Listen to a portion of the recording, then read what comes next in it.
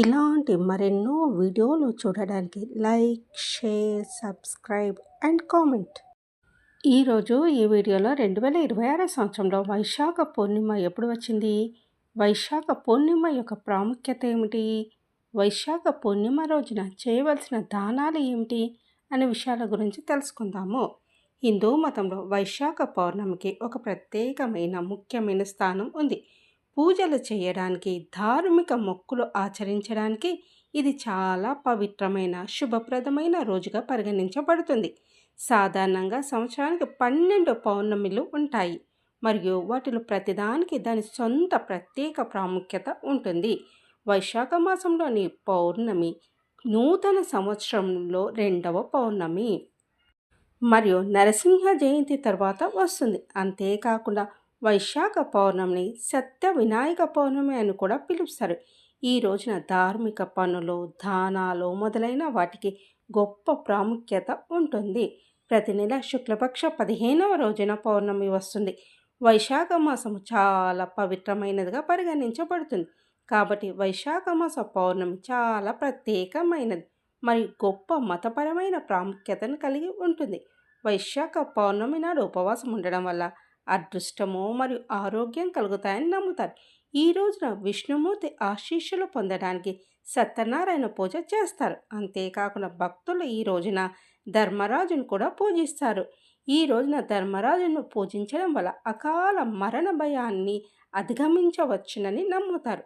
అంతేకాకుండా ఈ రోజున విష్ణుమూర్తిని పూజించడం వల్ల మీ పాపాలన్నీ తొలగిపోతాయి. హిందూ పురాణాల ప్రకారము మంచి సంపదను పొంది జీవితంలో శ్రేయస్సును ఆహ్వానించడం కోసము కృష్ణుడు తన స్నేహితుడైన సుధాముణ్ణి వైశాఖ పౌర్ణమి నాడు ఉపవాసం పాటించమని కోరాడని నమ్ముతారు.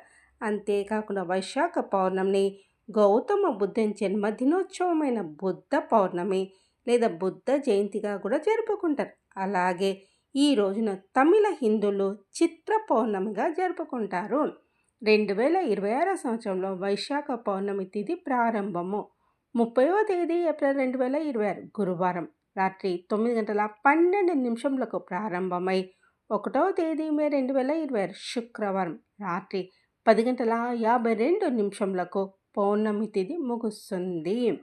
వైశాఖ పౌర్ణమి స్నాన శుభ సమయము ఉదయం 5:35 నుండి 7:30 వరకు. వైశాఖ పూర్ణిమను హిందూ సాంప్రదాయంలో అత్యంత పవిత్రమైన రోజు.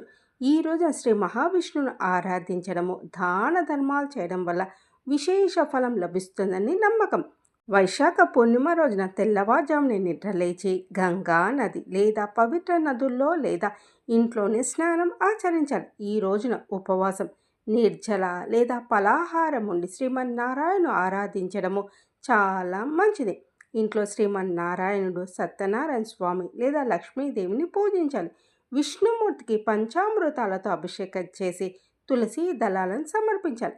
సత్యనారాయణ స్వామి వ్రత కథను పఠించడము లేదా వినడం వల్ల శుభం కలుగుతుంది. వైశాఖ పౌర్ణమి నాడు చేసే దానము అక్షయ పుణ్యం అనగా తరగని పుణ్యం ఇస్తుందని నమ్ముతారు.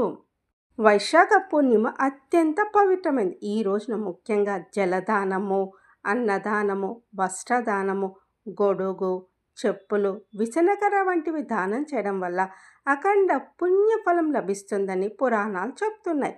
విష్ణువుకు ప్రీతికరమైన ఈ రోజున తెల్లని వస్తువులను, పండ్లు, బెల్లం దానం చేయడం వల్ల అష్టైశ్వర్యాలు సిద్ధిస్తాయి. దాహంతో ఉన్న వారికి చల్లటి నీరు లేదా నీటితో నిండిన కుండను దానం చేయడము అత్యంత శ్రేష్టం. ఇది 10 లక్షల రాజసూయ యాగాల ఫలాన్ని ఇస్తుందని చెప్తారు. ఆకలితో ఉన్నవారికి అన్నదానము చేయడం వల్ల పూర్వజన్మ పాపాలు తొలగిపోతాయి. ఎండ వేడి నుండి రక్షణ కలిగించే గొడుగు, పాదుకలు దానం చేయడం ద్వారా విష్ణు కృప కలుగుతుంది.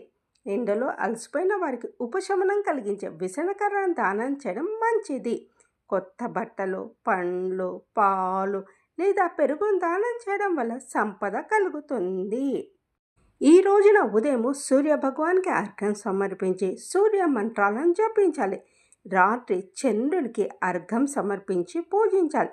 ఈ రోజున విష్ణు సహస్రనామ పారాయణం చేయడం వల్ల ఇంట్లో సుఖ శాంతులు కలుగుతాయి.